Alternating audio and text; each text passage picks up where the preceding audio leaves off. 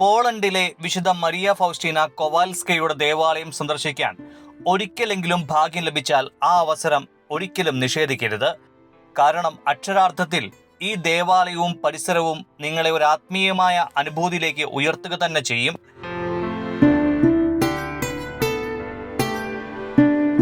ദിവ്യകാരുണ്യത്തിന്റെ അപ്പസ്തോല എന്ന് വിശേഷിപ്പിക്കപ്പെട്ടിരിക്കുന്ന വിശുദ്ധ ഫൗസ്റ്റീനയ്ക്ക് സമർപ്പിച്ചിരിക്കുന്ന ദേവാലയമാണിത്. നാം പ്രാർത്ഥനയോടെ കാണുന്ന ആ ദിവ്യകാരുണ്യ രൂപം ഇവിടെ നേരിൽ കാണാൻ കഴിയും.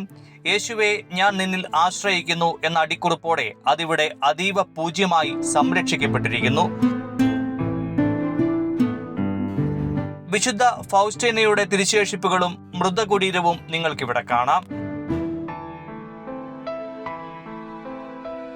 വിശുദ്ധ ഫൗസ്റ്റീനയിലൂടെ ലഭിച്ച ദിവ്യകാരുണ്യ സന്ദേശം ദൈവാലയത്തിൽ ഏറ്റവും സംപൂജ്യമായി സൂക്ഷിച്ചിരിക്കുന്നു. നിരവധി തീർത്ഥാടകരെ ഉൾക്കൊള്ളുന്നതിനായി നിർമ്മിച്ച വലിയ ദേവാലയമാണ് ദിവ്യകാരുണ്യത്തിന്റെ ബസലിക്ക എന്നറിയപ്പെടുന്നത്.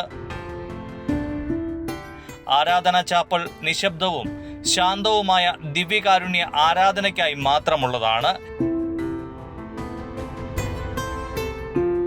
ഈ ദേവാലയ ഗോപുരത്തിൽ നിന്ന് നോക്കിയാൽ ക്രാക്കോവിലെയും പരിസരങ്ങളുടെയും വിശാലമായ കാഴ്ച ഏറ്റവും മനോഹരമായി കാണാൻ കഴിയും. തൊട്ടടുത്ത് തന്നെ വിശുദ്ധ ജോൺ പോൾ രണ്ടാമൻ പാപ്പയുടെ സെന്റർ കൂടിയുള്ളത് ഏറെ നല്ല ആത്മീയ അന്തരീക്ഷത്തിലേക്ക് വഴിയൊരുക്കുന്നു.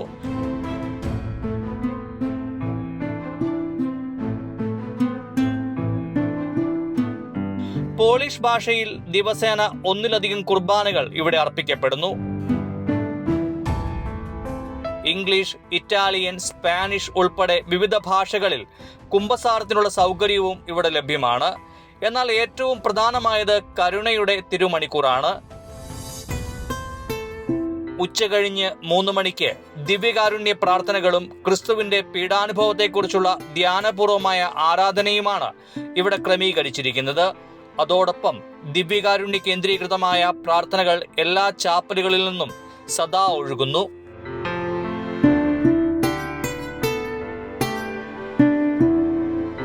ആയിരത്തി 1905 ഓഗസ്റ്റ് 25 ഒരു വലിയ പോളിഷ് കത്തോലിക്ക കുടുംബത്തിലാണ് വിശുദ്ധ ഫൗസ്റ്റീന ജനിച്ചത്. ഹെലീന എന്ന പേരിൽ അവൾ സ്നാനമേറ്റു.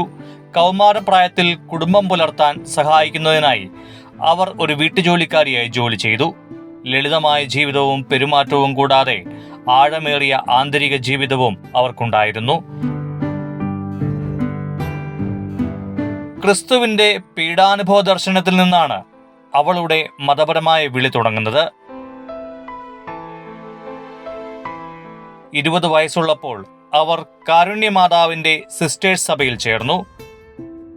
പിന്നീട് sister Maria Faustina of the most blessed sacrament എന്ന പേര് സ്വീകരിച്ചു. ഒരു സന്യാസിനി എന്ന നിലയിൽ അവർ ഒരു പാചകക്കാരിയായും തോട്ടക്കാരിയായും ചുമട്ട് തൊഴിലാളിയായും ജോലി ചെയ്തു. അവൾക്ക് നിരവധി ദർശനങ്ങളും ആത്മീയ അനുഭവങ്ങളും ഉണ്ടായിരുന്നു. ഈ സംഭവങ്ങൾ അവൾ തന്റെ ആത്മീയ അനുഭവങ്ങളും യേശുവുമായുള്ള സന്ദർശനങ്ങളും രേഖപ്പെടുത്തുന്ന എൻ്റെ ആത്മാവിൽ ദിവ്യകാരുണ്യം എന്ന ഡയറിയിൽ രേഖപ്പെടുത്തിയിട്ടുണ്ട്. കോൺവെന്റിലെ പഠനകാലത്ത് അവൾക്ക് നിഗൂഢമായ വരങ്ങളുണ്ടായിരുന്നു. അവളുടെ കാവൽ മാലാഖയുമായും അവൾക്കടുത്ത ബന്ധമുണ്ടായിരുന്നു. ദിവ്യകാരുണ്യ സന്ദേശം പ്രചരിപ്പിക്കുന്നതിൽ അവൾ വഹിച്ച പങ്കാണ് ഏറെ പ്രശസ്തം. അവളിലൂടെയാണ് കർത്താവ് ലോകത്തിന് ദിവ്യകാരുണ്യ ഭക്തി സമ്മാനിച്ചത്. ശുദ്ധീകരണ സ്ഥലം, സ്വർഗം, നരകം എന്നിവയുടെ ദർശനങ്ങളും അവൾക്ക് ലഭിച്ചു.